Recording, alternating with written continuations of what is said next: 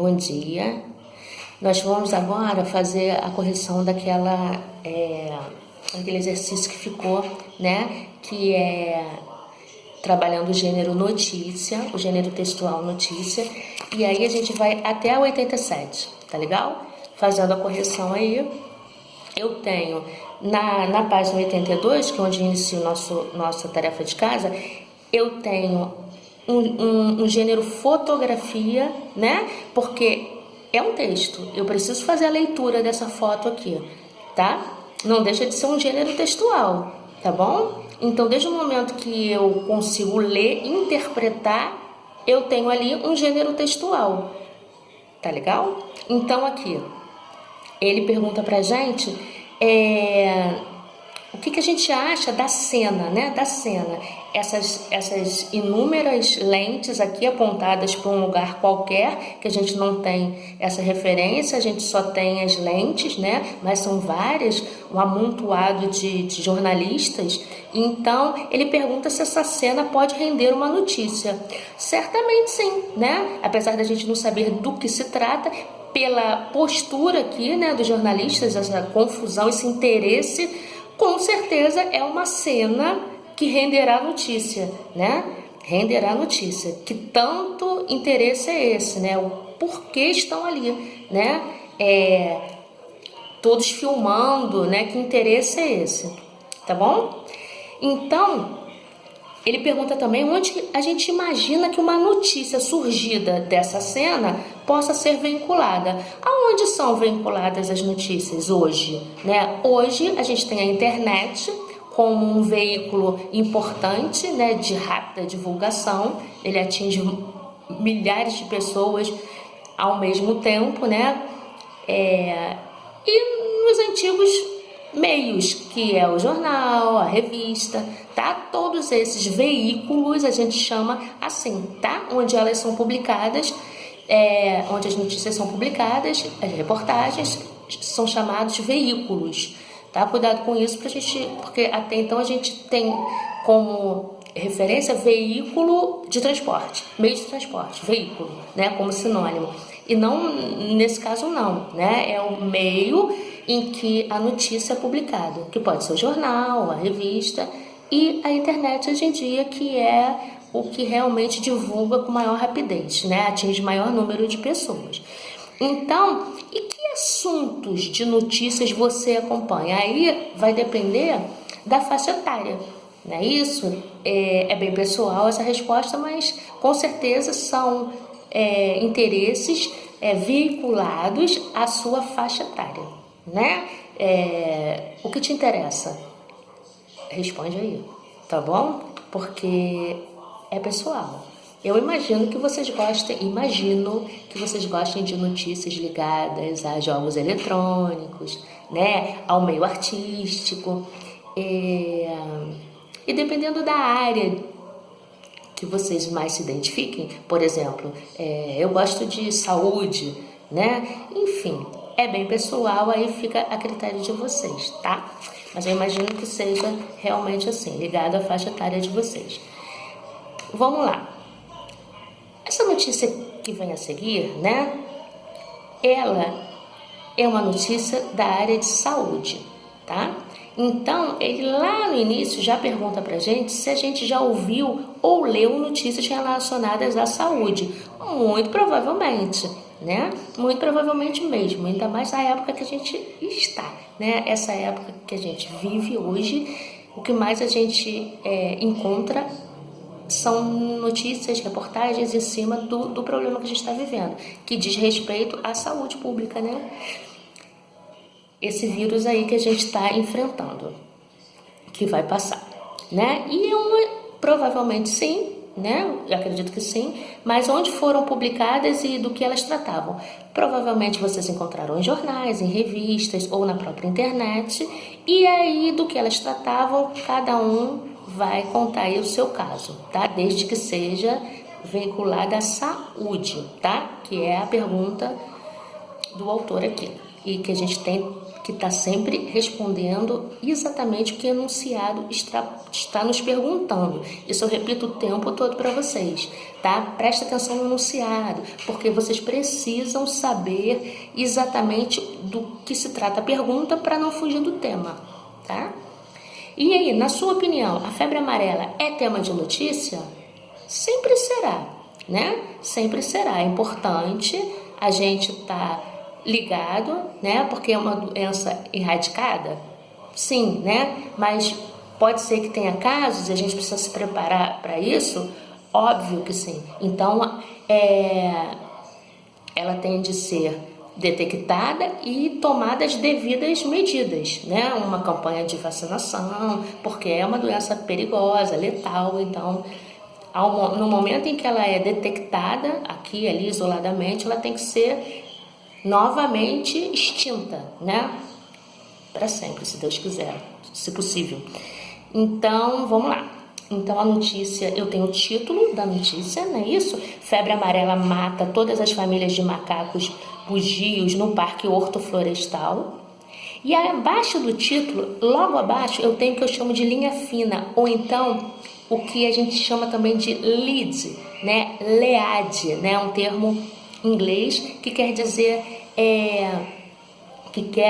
ele vem para resumir, né, de alguma maneira a reportagem, mas reforçando o título, tá? O título precisa ser atrativo sempre, né? E ele se propõe a isso, né? Como todos. Febre amarela mata todas as famílias de macacos bugios do Parque Hortoflorestal. Isso já nos leva ao interesse. Opa, o que está acontecendo? Né? Então a linha fina logo embaixo reforça o título, né? Mas esclarece um pouco mais sobre o assunto que vai ser tratado. Outras espécies de macacos que foram no parque não foram contaminadas pela doença. Então, parece que só os bugios. Então, essa linha fina, que é esse segundo momento aqui, abaixo do título, ele vai fortalecer o título, né? Reforçar o título e dar um pouco mais de informação sobre a notícia. Então, vamos lá? Então, eu tenho Ana Paula Niederauer, espero estar lendo certo o sobrenome, que parece alemão, em O Estado de São Paulo. Né? Então, eu já tenho a fonte e a autora da notícia. Eu tenho a data aqui embaixo, ó, 11 de janeiro de 2018, às 11h34. Tá? Então, eu preciso prestar atenção em todas as legendas para saber a fonte, onde foi publicado, quem é a autora, a repórter, né, responsável, em que veículo, né? Bom, vamos lá. São Paulo. Todas as famílias de macacos bugios, aí entre parênteses eu tenho o nome científico do macaco, né? Aloata guariba clamitans, do Parque Hortoflorestal, na zona norte de São Paulo, foram mortas pela febre amarela. Ao todo, 67 macacos morreram após contrair o vírus da doença. Né? Então, nesse momento aqui, foi detectada a doença.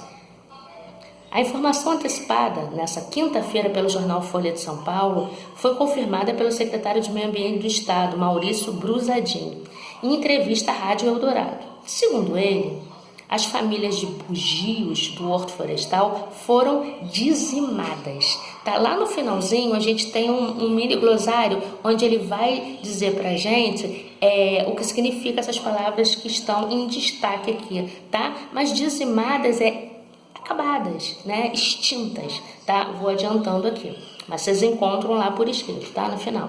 Essa é a notícia mais triste. Infelizmente, essa população acabou toda morrendo. É complicado, porque a gente já tem várias espécies aí entrando em extinção, então mais uma delas que eram ali preservadas, né? Num habitat bem parecido com o deles, um habitat natural, enfim. Mais uma perda aí. Então, ele lembrou, porém, que foi justamente a morte do primeiro macaco que possibilitou a descoberta da circulação do vírus no parque e fez com que o governo agisse com rapidez para imunizar a população do entorno. Né? Novamente, essa palavra entorno, né, de todo, né, redor. O que acontece? Imunizar, né?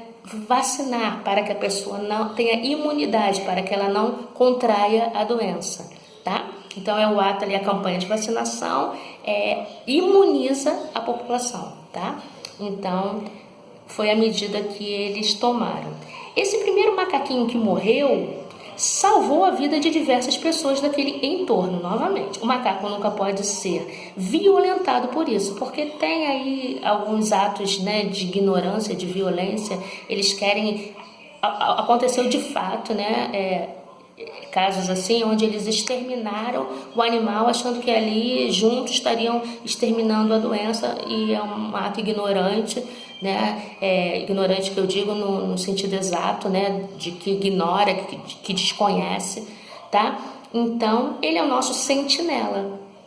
Ele que avisa: olha, a doença está aqui, se cuidem aí, explicou o Brusadinho, tá? Então, ele funciona como um sentinela, um guarda, né, que avisa que o perigo está iminente, tá? Então, a partir do momento que o primeiro macaco morreu, eles já ficaram em alerta para tomar medidas para que, mesmo tendo perdido toda ali a família, né,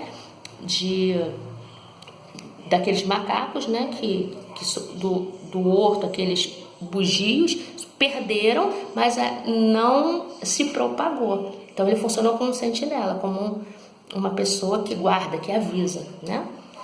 Segundo o secretário, assim famílias de macacos bugios que estão resguardadas, outra palavra em destaque, que estão em segurança, né? Que estão sendo preservadas no departamento de áreas verdes. Assim que os cientistas nos derem a garantia de que é possível reintroduzi-los com segurança aos parques, nós vamos fazer isso para recuperar a população de bugios da cantareira e do horto florestal. Então menos mal. Então a gente não foram totalmente dizimadas aquelas ali, né? Então tem algumas resguardadas, então eles aos poucos vão reintroduzindo e com certeza vão reproduzir e outra vez recuperarem aí essa população de bugios, né? Então, não teremos aí a extinção. Ainda de acordo com o secretário, no horto florestal, há espécies de macacos sapajus SP e saguis, né? Entre parênteses, sempre o nome científico do macaco, que é complicadíssimo aí no caso dos saguis, tá?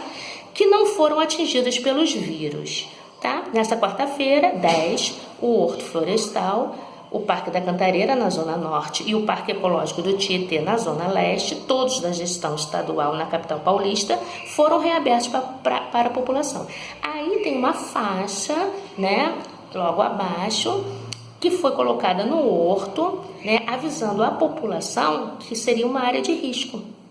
A área de risco de febre amarela, tome a vacina 10 dias antes de visitar o parque, tá? Então tem essa faixa, um outro texto, preste atenção aí, Horto Florestal, Zona Norte de São Paulo, a foto é da Paula Félix, Estadão é o veículo, é o jornal, tá bom?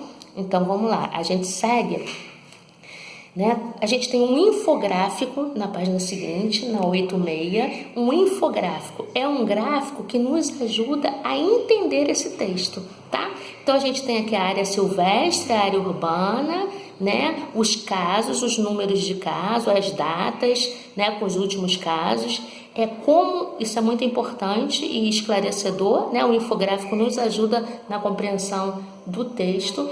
Ele diz pra gente como se dá a transmissão na área silvestre e na área urbana, né? Curiosamente, são mosquitos diferentes, tá? O Aedes aegypti, aquele da dengue, né?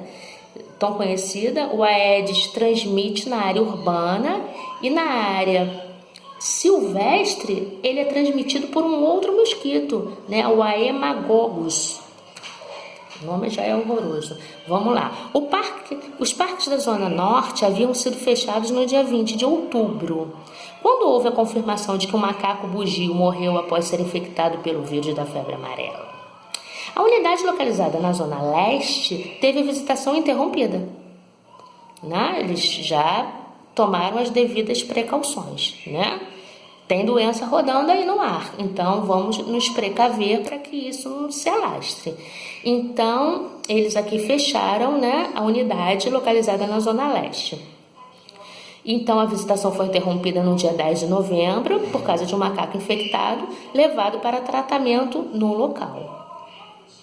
Para visitar as unidades, os frequentadores terão de vacinar contra as doenças. Adoro, né? E aqui fica aí, mais uma vez, a história do verbo ter, né? Que precisa vir regido com a preposição de. Parece estranho, né? Na modalidade oral da língua nós não usamos sempre a construção tem que e é errada. Então, às vezes, quando eu falo, né? Tem de, e eu vejo assim o estranhamento, mas é a regência correta do verbo ter, né? Ter de, né? Então, terão de se vacinar contra a doença. Faixas colocadas nos parques informam que a imunização deverá ser feita com 10 dias ou mais de antecedência à visita, mas não haverá cobrança de comprovante de vacinação. Complicado. Imunização. A partir de 3 de fevereiro, terá início a vacinação em regiões que ainda não foram afetadas pelo vírus no estado. A meta é vacinar 6,3 milhões de pessoas de 53 municípios até 24 de fevereiro. Tudo muito informativo, né? Agora parece meio fora de contexto porque é uma notícia anterior, mas no momento em que ela foi publicada, a gente tem a data aí, deve ter sido demais útil, né? Porque vem nos informando aí o que é de extremo interesse. Segundo a Secretaria do Estado de Saúde, 7 milhões de paulistas tomaram a vacina no ano de 2017. Entre 2007 e 2016, 7,6 milhões de pessoas tinham sido imunizadas. Bom, esse texto aí, logo a seguir eu tenho aí aquele sinalzinho, lembra que a gente conversou quando viu os signos de pontuação? Que esse colchete com as reticências que indica que parte do texto foi suprimida.